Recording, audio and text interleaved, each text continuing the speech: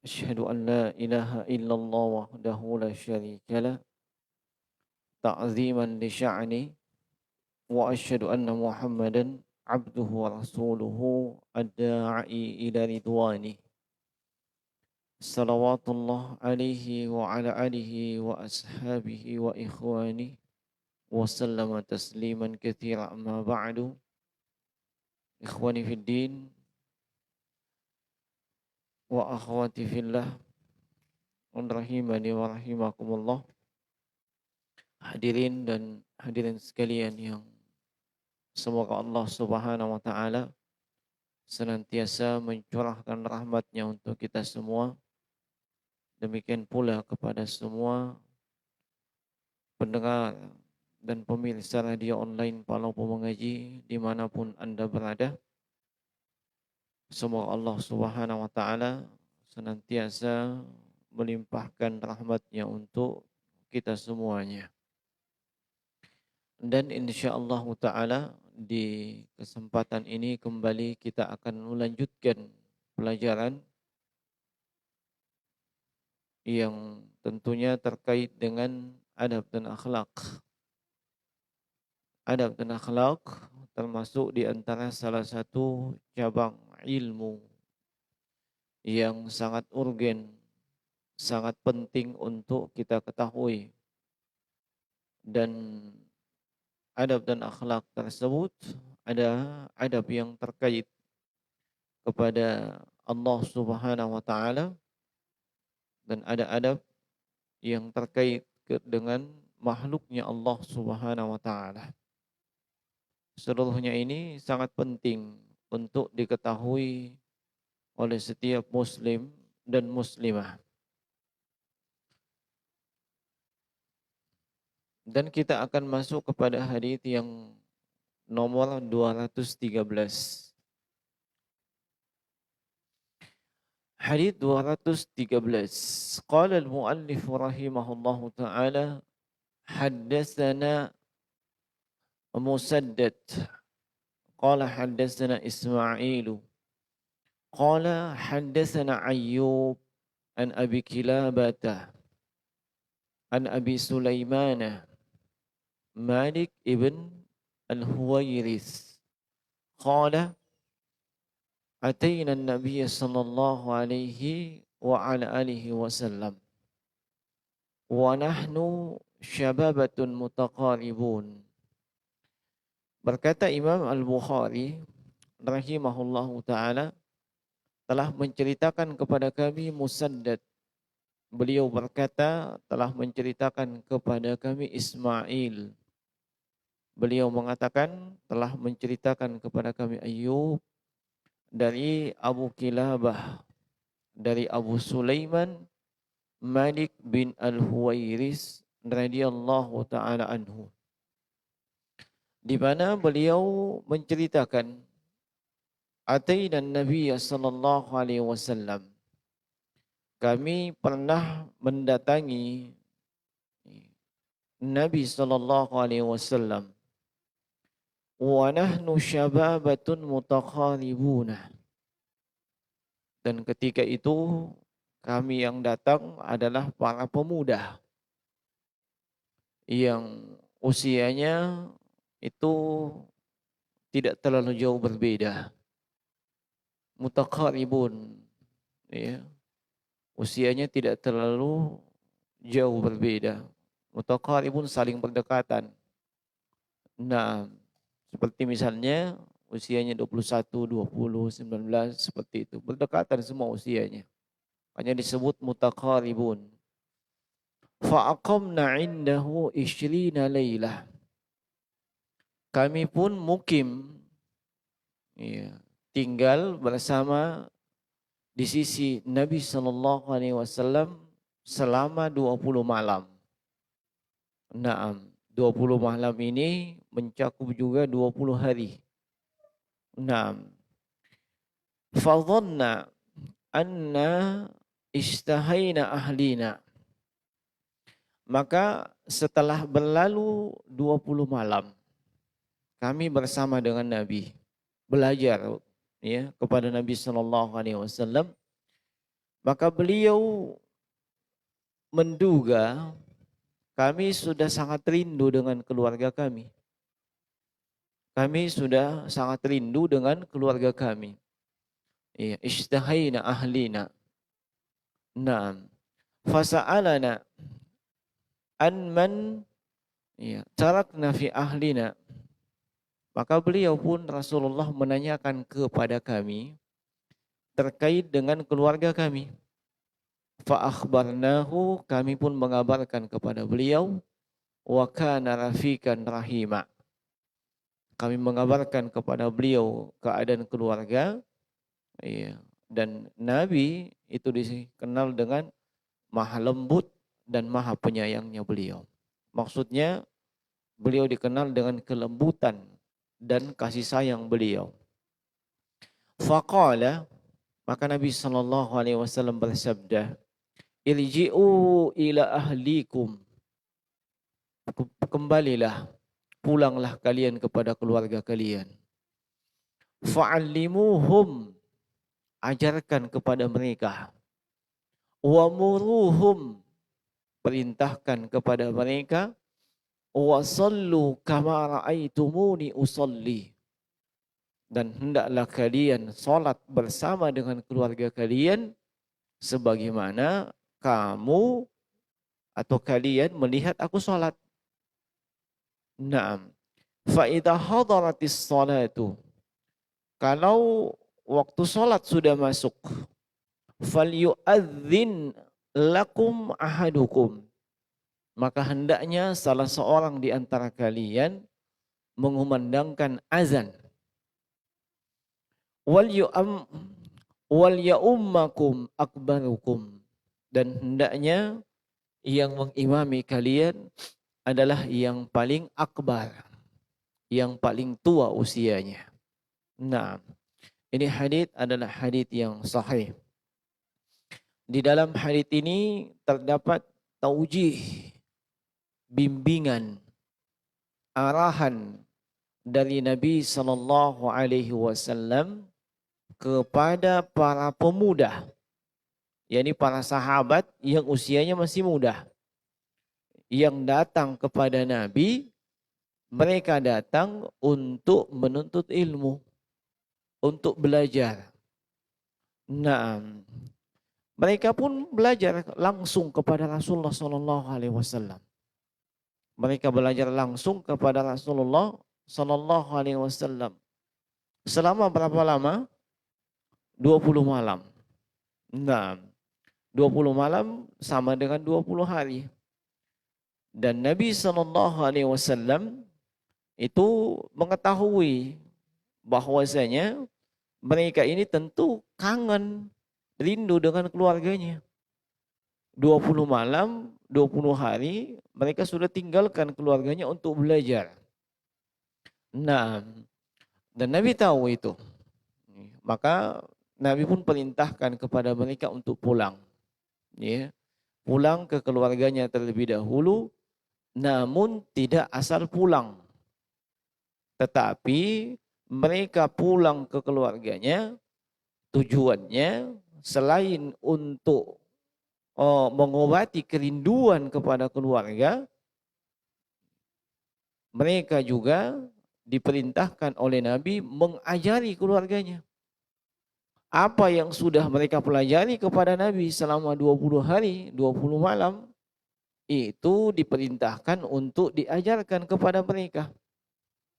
Nah, sebagaimana mereka juga diperintahkan untuk menjelaskan dan menerangkan apa-apa yang mereka dengarkan dari Nabi.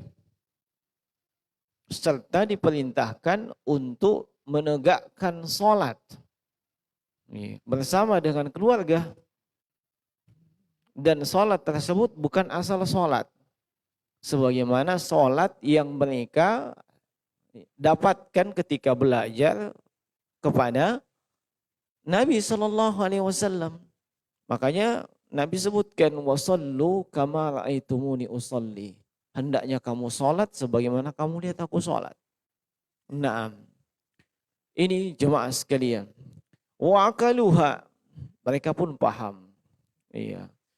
Wa akhbarahum manil ladzi yatawallal imama fis shalah. Wa manil ladzi yatawallal adzan. Nabi juga menyampaikan terkait dengan perihal salat ini. Siapa yang paling berhak untuk azan dan siapa yang paling berhak untuk untuk jadi imam. Iya, kata Nabi tentang azan, falyu'adzin lakum ahadukum. Hendaknya salah seorang di antara kalian itu mengumandangkan azan. Di sini Nabi tidak memberikan persyaratan khusus ketika azan. Naam. Nabi hanya sebutkan falyu'adzin lakum ahadukum. Iya.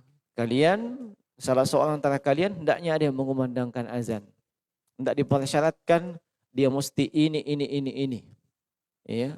Tetapi iya, ini hukumnya sama untuk mereka dan dimaklumi bahwasanya ada persyaratan umum untuk mengumandangkan azan. Iya, sebagaimana persyaratan umum untuk melakukan ibadah. Seperti misalnya Islam, akil, balik, ya. Ini persyaratan umum. Bahkan itu semua ibadah. Kemudian dia tahu yang namanya lafaz azan. Ya. Walaupun ada yang mau azan tapi tidak tahu lafaz azan, jangan disuruh azan. Ya. Nah, kalau perlu dites dulu. Iya. Kenapa jemaah sekalian? Saya pribadi sering mendengar, iya, bukan cuma di Palopo ini saja, di Makassar juga, terkadang ada yang keliru dalam masalah azan. Tapi semangatnya luar biasa. Iya. Nah, iya, banyak yang keliru. Yang sering saya dengarkan itu asyhadu la ilaha illallah, hilang nunnya. Ya. Nah, hilang nunnya. Asyhadu la. Ya.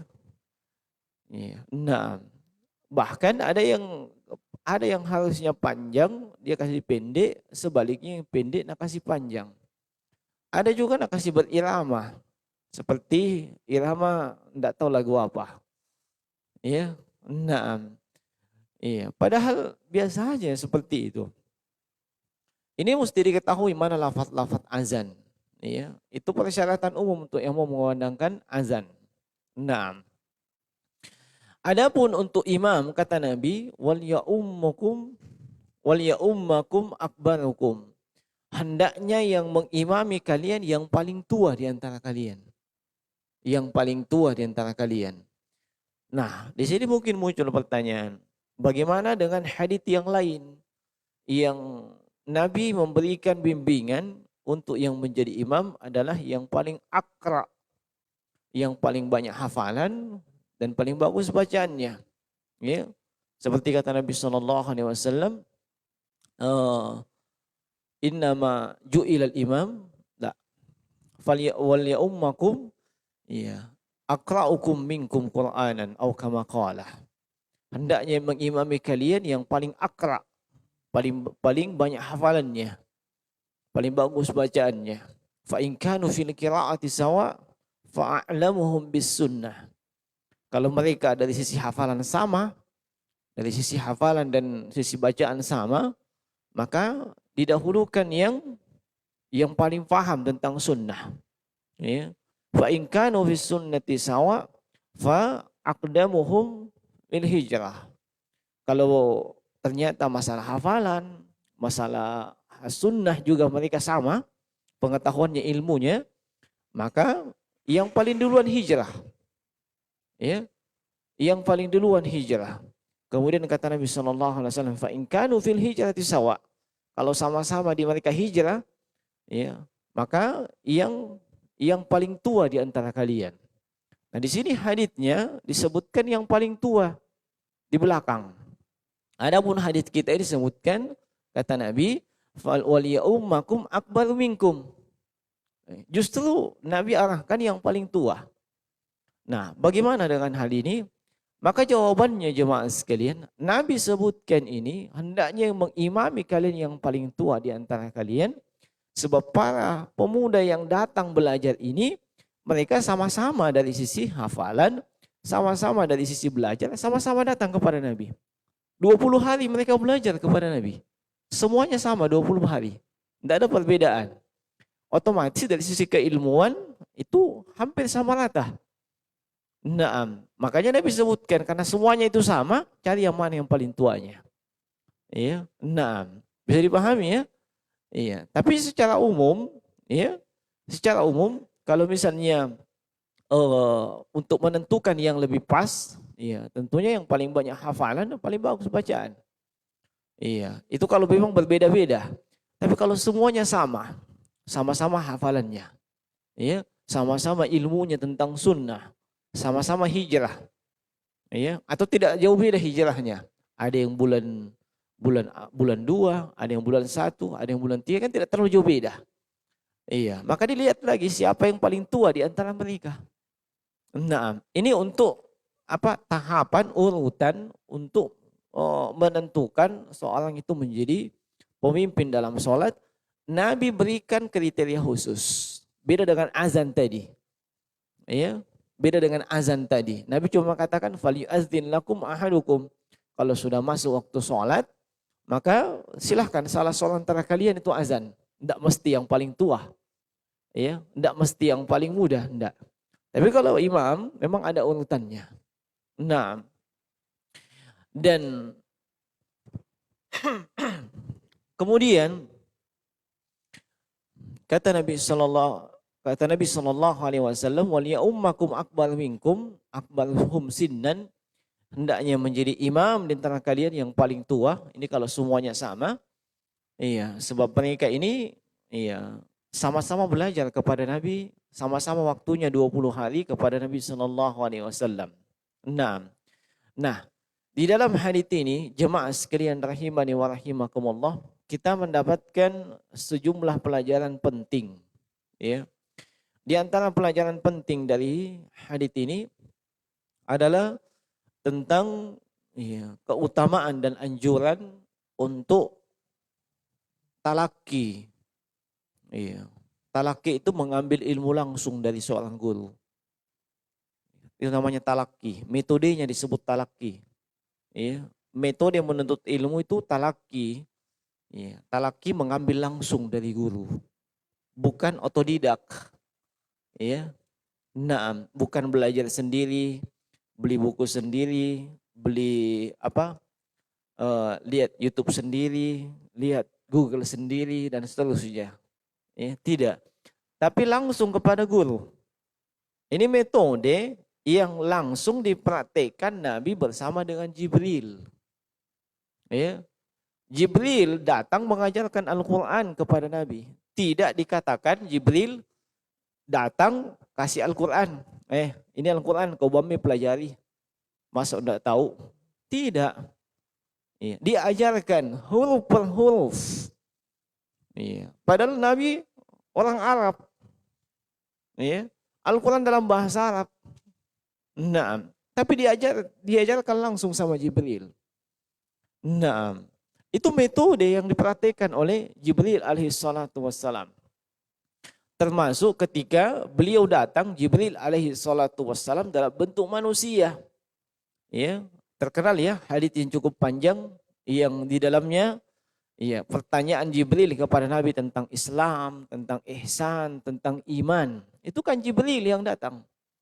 Ya. Nah, bahkan beliau memberikan contoh. Itulah adab penuntut ilmu. Ya. Bagaimana adabnya? Jibril begitu datang, iya. Padahal di situ banyak para sahabat termasuk yang meriwayatkan hadits itu. Jibril datang langsung di hadapannya Nabi. Sedemikian dekatnya beliau dengan Nabi, fa'asnada rukbatihi ala rukbatihi. Beliau merapatkan lututnya ke lututnya Nabi sallallahu alaihi wasallam. Sedemikian dekatnya. Iya. Dan itulah memang cara menuntut ilmu. Naam. Iya. Itu yang diperhatikan oleh Jibril alaihi salatu wassalam dan Nabi sallallahu alaihi wasallam. Nah, demikianlah metode dalam menuntut ilmu. Demikianlah cara dalam menuntut ilmu. Walaupun kita tidak menyalahkan, ya, tidak menyalahkan kalau ada orang yang mau menuntut ilmu ya hanya sekedar dengan online, ya, menyaksikan online, lihat YouTube, baca buku, kemudian lihat-lihat di Google apa yang bisa diketik dan seterusnya. Kita tidak menyalahkan. Nah, tetapi yang diajarkan mulai dari Jibril, Nabi sampai para sahabat itu tidak demikian. Tapi mengambil ilmu langsung kepada seorang guru. Ya. Dan itu terus berlangsung sampai dengan detik ini. Ya. Antum tahu Imam Bukhari yang menulis buku ini. Imam Bukhari punya berapa guru? 1000 guru. Apa yang kurangnya dari kecerdasan Imam Bukhari? Beliau hafal 10.000 hadits sahih, 10.000 hadits yang dhaif, lengkap dengan sanadnya. Ada yang bisa mengalahkan beliau? Tidak ada di zamannya, bahkan sampai di zaman ini tidak ada yang bisa mengalahkan kecerdasan beliau. Ya, tidak ada yang bisa mengalahkan kecerdasan beliau. Ya, bukan cuma hafal matan hadits, lengkap dengan sanadnya dan setiap tingkatan sanad beliau tahu keadaan perawi. Makanya beliau bisa memastikan haditsnya sahih dilihat dari sanadnya saja. Iya. Tidak ada yang bisa mengalahkan beliau. Makanya disebut dengan Amirul Mukminin fil Hadits, pemimpinnya kaum muslimin dalam masalah hadits Imam Bukhari. Tapi bersamaan dengan itu beliau tidak otodidak. Dapat hadits belajar sendiri. Oh begini maksudnya. Pada tidak. Beliau cari guru. Ya. Beliau melanglang buana melakukan rihlah, mencari majelis ilmu, mencari guru. Untuk mengajarkan apa yang beliau sudah tahu dari hadis-hadis tersebut. Nah, begitu memang metodenya beliau. Sebab itu dia langsung dari Nabi, dari Jibril, dari para sahabat memang demikian. Demikianlah menuntut ilmu. Nah, dan coba lihat perbedaan keilmuan para salaf dengan khalaf yang datang belakangan. Ya, nah, kalau para salaf, iya, mereka sedikit berbicara. Tetapi dari sisi keilmuan mereka jauh lebih mendalam, jauh lebih tinggi. Kalau di zaman ini banyak orang yang pandai berbicara, bagus retorikanya, tapi sangat dangkal dari sisi kedalaman ilmu. Nah, lihat saja di media sosial, semuanya seperti Syekhul Islam. Ya, ketika berbicara tentang masalah, datang masalah bencana, hebat semua. Datang masalah A, B, C, D, semuanya keluarkan fatwa. Tanpa ditahu dia belajar sama siapa. Dia belajarnya sama bagaimana. Hadir di majelis ilmu mungkin 1 kali dalam setahun. Tiba-tiba di media sosial langsung jadi Syekhul Islam. Ya. Dulu kok jadi saat enggak pernah lulus. Ya. Nah, enggak pernah lulus. 4 episode ini. Nah, tapi ketika di media sosial, semuanya dah sambaki. Ya. Nah, hafalan Al-Quran jangan ditanya. Ya, nah, jangan ditanya lagi. Apalagi hafalan hadis. Tapi subhanallah kalau di media sosial, pokoknya siapa saja, sepotong saja kalimat, sambak ke orang. Ya, nah, kan begitu. Itu yang kita lihat. Iya. Tapi kalau para salaf pendahulu kita dari sahabat tabi'in tidak seperti itu. Nah, itu di antara kekeliruan mereka dalam menuntut ilmu. Sekarang orang belajar cukup cari di Google. Apa masalahnya ini? Masalah pemimpin zalim. Ketik di Google pemimpin zalim. Nah, cari di situ artikel yang paling masuk di akalnya. Bukan yang paling sesuai dalil, tapi yang paling masuk di akalnya. Ya. Ini cocok ini. Memang ini sekarang ini kita mesti ini. Ya. Sekarang vaksin, ya, ada sedial vaksin Sinovac, ya, mau Sinovac, mau Sikopang urusan mereka, ya, dicari Sinovac ini, pendapat masalah ini, nah cari yang paling bagus tulisannya, paling bagus pendapatnya, bukan yang paling sesuai dengan dalil, ini cocok ini, iya, tidak ada bimbingan, ya, memutuskan sendiri, akhirnya apa? Ini bikin kekacauan di tengah umat manusia. Ya, disilahkan dengan muta'alim, orang-orang yang tidak beres belajarnya, tapi untuk pembahasan umum terkait kemaslahatan manusia, dia paling terdepan. Para ulama belum berbicara apa-apa, dia sudah berfatwa kiri kanan. Ya, menurut hemat saya, ya, memang selama ini dia boros. Ya. Nah, luar biasa. Hemat saya begini. Ya, sesuai dengan hasil penalaran saya. Ya, tukang nalar. Begini. Sementara para ulama belum ada fatwa terkait masalah itu. Iya, heboh memang. Iya, makanya kadang saya pribadi itu kalau buka Facebook, kalau bukan posting atau sekedar lihat satu dua postingan yang lewat di beranda, tutup, malas. Ya, sebab orang seperti itu diingatkan, oh panjang itu bantahannya. Ya, diingatkan saja panjang bantahannya. Padahal cuma diingatkan, bukan dilarang berbuat baik. Ya, kan mungkin dia bilang, saya berbuat baik ini, mau meninggikan Islam, mau menyebarkan amar ma'ruf. Itu sudah bagus berbuat baik. Kita ingatkan caranya dan teknisnya, itu mungkin dia duga kita melarang dia berbuat baik. Dikritisi berbuat baiknya. Bukan berbuat baiknya dikritisi, caranya. Ya. Nah, para sahabat saja yang sudah faham Al-Quran dan hadis, mereka tetap dibimbing oleh Nabi SAW. Ya. Nah, mereka tetap dibimbing oleh Nabi SAW. Maka metode yang benar, ya, dalam menuntut ilmu itu demikian. Nah, makanya para para ulama biasanya menghatamkan 1-2 kitab, ya, berapa kitab kepada seorang guru, kemudian dia pindah lagi kepada guru yang lain, khatamkan lagi 1 kitab. Itu kitabnya mereka hafal. Ya. Tidak main-main comot sana, comot sini, comot situ, comot. Nah, itu tidak mungkin istilahnya. Nah, ini biasa menghasilkan masalah yang seperti itu. Nah, terkait dengan metodologi belajarnya. Dan metodologi belajar yang dicontohkan mulai dari Jibril kepada Nabi kepada para sahabat, memang langsung mengambil kepada seorang guru, yakni ketika itu adalah kepada Rasulullah SAW. Terus demikian. Ya, terus demikian sampai dengan zaman kita ini. Kemudian ini juga anjuran, ini juga dalam hadits ini juga terdapat anjuran untuk meluangkan waktu di dalam belajar. Iya, ini para pemuda berapa hari mereka belajar? 20 hari. Ya. 20 hari. 20 hari mereka khusus belajar kepada Nabi. Tidak ada jeda maksudnya. Iya, kalau antum berapa hari? Iya, 30 hari dalam sebulan, tapi di jeda Jumat, Sabtu, Ahad. Iya. Nah, kalau ini tidak full 20 hari, 20 hari itu full maksudnya.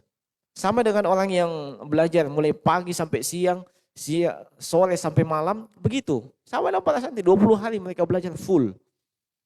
Ya, tidak pulang-pulang dulu. Kalau antum enak, pulang dulu ke rumah sama keluarga dan seterusnya. Ini tidak. Makanya setelah 20 hari, namanya laki-laki, ya, namanya laki-laki pasti kangen sama istrinya. Ya, dia butuh belayan. Ya.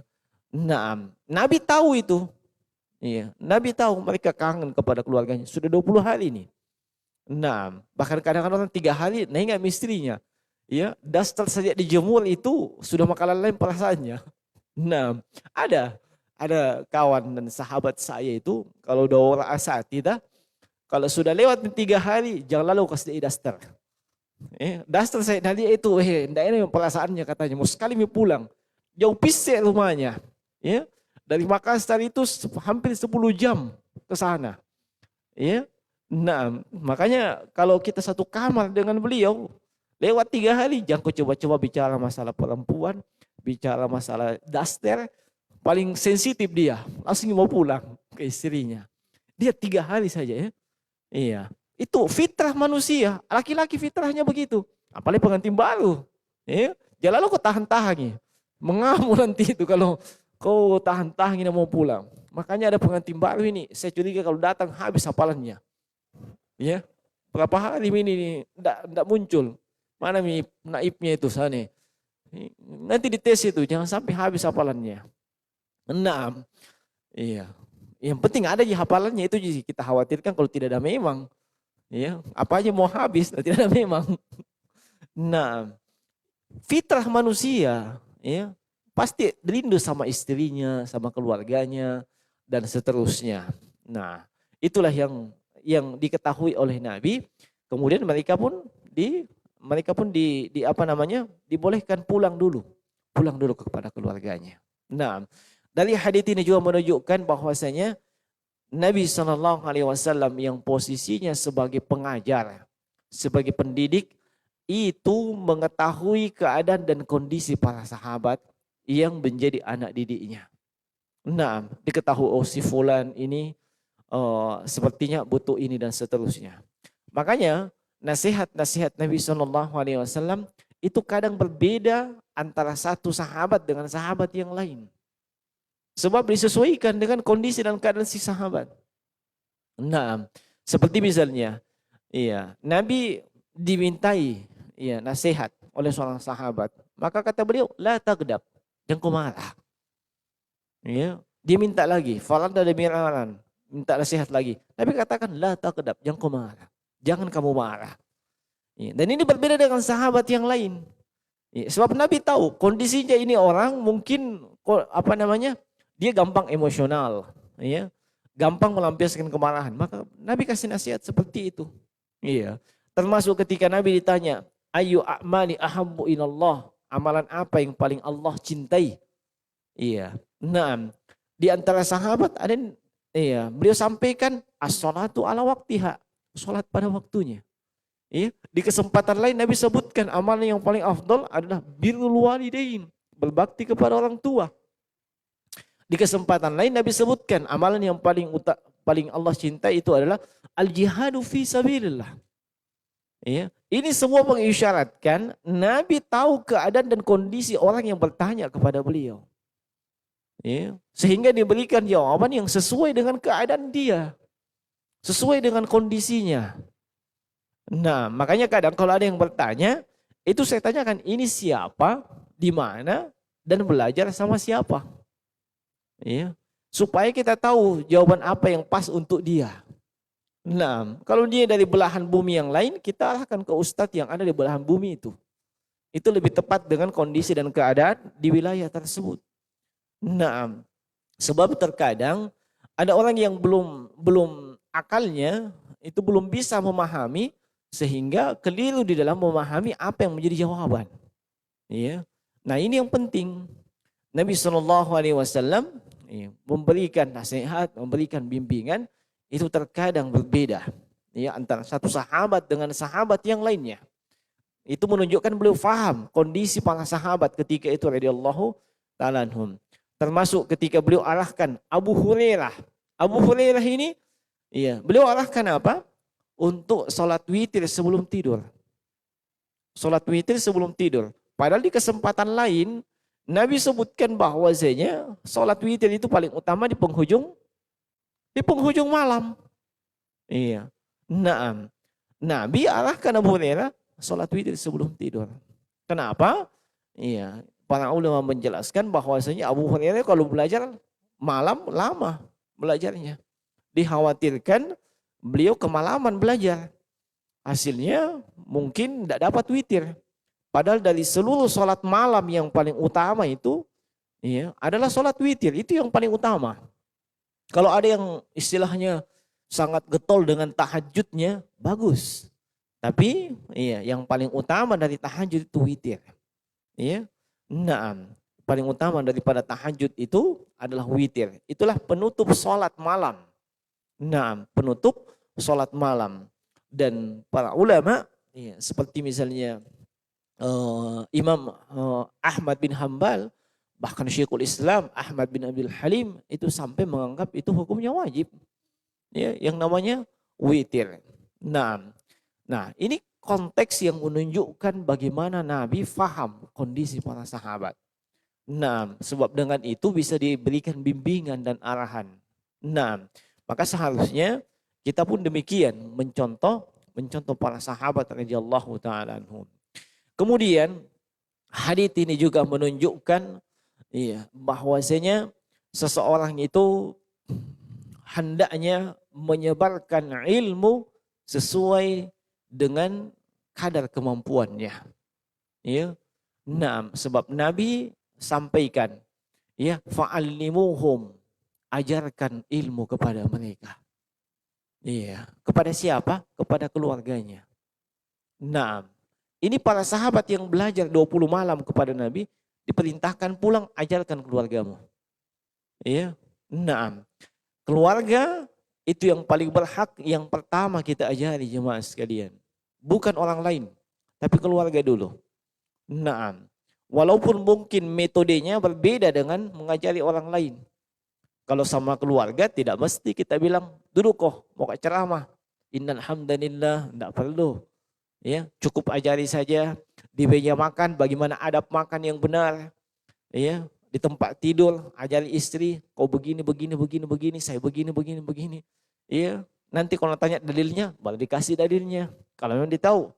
Ya, tapi tanpa itu semua kita bisa ajari mereka. Ya, nah, di momen tertentu kita sampaikan kalau dalam keadaan seperti ini harusnya seperti ini dan seterusnya. Ini semua mengajari keluarga, ya, mengajari keluarga dari ilmu yang sudah kita tahu. Nah, jangan dibiarkan itu keluarga jalan sendiri juga, tidak. Bahkan mesti diberikan bimbingan dan arahan. Nah, diberikan bimbingan dan arahan. Nah, hadits ini juga menunjukkan urgensi sholat. Sebab setelah Nabi perintahkan untuk mengajari mereka dengan ilmu, Nabi perintahkan untuk mereka melaksanakan sholat. Jangan main-main dalam masalah sholat jemaah sekalian. Iya. Nah, iya, para ulama itu sampai menghukumi kafir orang yang meninggalkan sholat. Kenapa? Sebab di sana ada hadits yang memang menyebutkan secara mutlak. Al-ahdu alladzi bainana. Iya. Perbedaan kami dengan kaum musyrikin itu adalah as-shalah. Wa man tarakaha faqad kafar. Siapa yang tinggalkan itu salat, sungguh telah kafir. Makanya sebagian ulama mazhab itu memutlakkan orang yang tinggalkan salat itu kafir. Ya. Naam. Beda dengan orang yang meninggalkan haji, meninggalkan puasa, meninggalkan zakat, tidak langsung dihukumi kafir. Ya, tapi kalau sholat ada haditsnya memang. Makanya para ulama seperti mazhab Imam Ahmad kafir. Ya, orang yang meninggalkan sholat. Walaupun di mazhab lain ada rinciannya. Ya, ada rinciannya dan itu yang lebih tepat. Kalau ditinggalkan disebabkan meyakini tidak wajib sholat. Ya, dalam keadaan hujjah sudah sampai kepadanya. Dan dia tinggalkan dalam keadaan pilihannya sendiri. Bukan ada paksaan. Maka baru dihukumi kafir. Ya, adapun orang yang tinggalkan disebabkan hawa nafsunya dalam keadaan dia masih meyakini sholat itu wajib, maka tidak dihukumi kafir. Nah, ini pentingnya masalah sholat. Kemudian sholat yang Nabi perintahkan di sini bukan asal sholat, sholat yang sesuai tuntunan Nabi. Ya, sholat yang sesuai tuntunan Nabi. Kita tidak boleh melakukan suatu ibadah tanpa berdasarkan tuntunan dari Nabi. Jangan coba-coba. Ya. Nah, hikmah diutusnya seluruh Nabi dan Rasul itu untuk memberikan contoh bagaimana beribadah kepada Allah. Ya. Nah, kalau kita tidak mengikuti Rasulullah, maka itu artinya hilang hikmahnya. Diutusnya Rasul. Nah, seandainya manusia dibiarkan beribadah begitu saja, yang penting mereka tahu ibadah itu penting, tidak perlu diutus Rasul. Cukup diperintahkan beribadah. Masalah model, cara dan tekniknya, kau bami. Tapi tidak, diutus Rasul untuk mengajari begini beribadah yang benar. Begini caranya, begini tekniknya dan seterusnya. Itu hikmahnya. Nah, maka Anda tidak boleh, asal-asalan dalam melakukan suatu ibadah. Anda harus memberikan, Anda harus mencontoh Nabi SAW. Sampai kata Nabi, "Shallu kama ra'aitumuni usolli." Kamu sholat seperti melihat aku sholat. Bagaimana dengan kita sekarang yang tidak melihat Nabi? Oh, haditsnya Nabi banyak. Sampai para ulama memberikan perhatian khusus masalah sholat. yang sesuai dengan Nabi, ya, seperti Syekh Albani rahimahullah itu menulis buku apa? Sifatus salatin Nabi sallallahu alaihi wasallam, minat takbir ila salam ka'annaka taraha. Itu terjemahannya itu sifatus salat Nabi. Ada juga sifatus salat Nabi Syekh Jibrin, ada juga sifat salat Nabi Syekh Muhammad bin Shalih Al-Utsaimin. Para ulama berikan perhatian bagaimana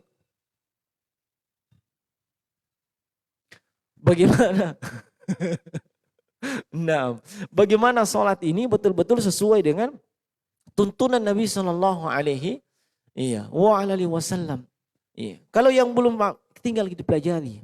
Mulai dari takbir sampai salam itu hendaknya betul-betul sesuai dengan contoh dari Nabi sallallahu alaihi wasallam. Nah, kemudian hadis ini juga menunjukkan bahwasanya azan dikumandangkan itu ketika masuk waktu sholat. Azan dikumandangkan itu ketika masuk waktu sholat.